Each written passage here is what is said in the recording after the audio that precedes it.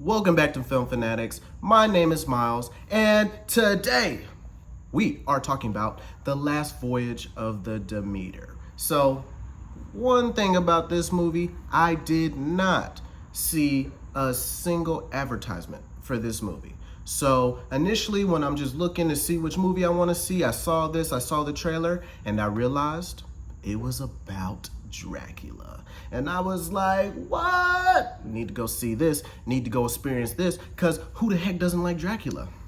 Come to find out, it's based on a chapter of a book about Dracula, about the Voyage of the Demeter. So go after the movie, you realize that necessarily this film isn't about Dracula. It's more about the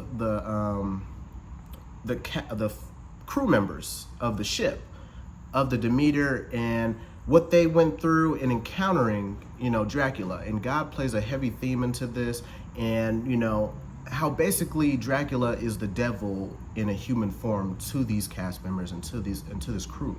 So overall, this movie is a thriller, a slow burn, sort of a horror film. Takes a lot of risks you don't see with movies, because I heard just saying the F word in a movie makes everyone go, oh, did you hear the F word in that movie? Did you hear the F word in that movie? So it negates a 2-hour film and makes you focus on certain things. But I'll say overall, leaving the film, the risk that this movie does take doesn't really affect the overall movie. I think it actually helps with the tone of the movie, giving us, how this feels to the crew, which is, obviously scary, obviously supernatural, going against what they naturally believe in, because a lot of the crew does believe in God.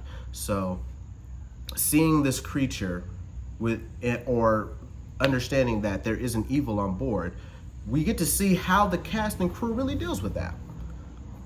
This also feels like the start of a series, because like I said, it is one chapter of a book that, talks about Dracula. So, there's so much to explore with the character of Dracula and the way the movie ends, and how open-ended it is, and how our, sort of a lead, Clements, and you might know the actor, I forget his name, and I'll actually drop it here soon, but he was basically, his most standout role was playing Dr. Dre in Straight Outta Compton. But like I said, it leaves off with our character, and he's basically gonna be, Buffy the Vampire Slayer, and he's gonna hunt down Dracula because, that's the right thing to do. But, I just think, overall, I'm excited for if we get to see it. I'm not sure based on the movie, no advertisement, all these different things that play a part, and especially where Hollywood is right now with the writer's strike, actor's strike, all the different things going on. I'm not sure if we'll get to see that second, third, fourth, fifth film, because I'm sure like this really wanted to explore, a different type of approach and lore, because you get this first movie, it'd be reminiscent of the M. Night Shyamalan series with Mr. Glass and everything, how unconventional a trilogy can be, or something of that nature can be, that when you look back on it, you get 3 different individual movies with different styles and things that you can appreciate individually about movies, but they all correlate together. Unlike, say, an MCU where everything correlates and everybody's gonna link up and we're all gonna, fight some big bad. So overall, like I said, I think that that's the approach that they're going to take as far as making it an unconventional, maybe trilogy or a group of movies. Not sure if it'll come out based on how this is. No advertisement. I really appreciate it. Without the advertisement, the trailer was good. The trailer hooked me. Most people are going to go in there trying to see Dracula, trying to see how that goes. But with the movie being a slow burn, you kind of do, miss out on, Dracula. It takes a minute for us to introduce him. He's a smaller portion of the movie, but when he does show up, he does steal the show. Like, he's something you do want to see. The jump scares, all these different types of things, the suspense, all were wonderful. I definitely liked it. I think this is a good premise, upon like I said, the whole trilogy thing, like not many people, or how we're introducing certain characters, because how Dracula starts off in this movie and how he ends up shows us, I wouldn't say character development, but like a monster's development, and the dialogue in terms of the whole movie kind of shows us, how that's gonna go, with certain characters explaining, their background with Dracula. Like I said, slow burn. If you appreciate slow burn movies, go for it. More power to you. I appreciated it. I could have seen more Dracula, could have used that more, but how they use those elements definitely played a great mother freaking way. on how they got that going.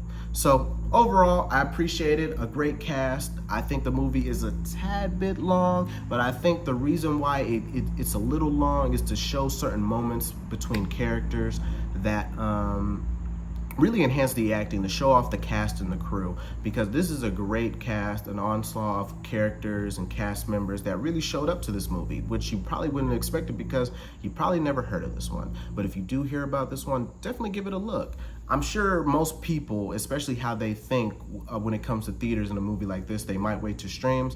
If you're not so big and avid on Dracula or movies or thrillers or slow burns or anything like that, you might want to wait to stream, because this is a great background. This is great background noise. I'll put it to you like that. Like the way the movie carries itself in a home situation, a home or in your house streaming situation, you could be doing a lot of things and the movie will let you know, like, be hooked here, or you just missed something, rewind. So I think that's a good thing. I think it was built more for that, because you can honestly really tell through the dialogue what a movie's based on, or what it's, you know, set up to be viewed on more. And I think this is one that's viewed to be set up on streaming more, just on how the commentary is.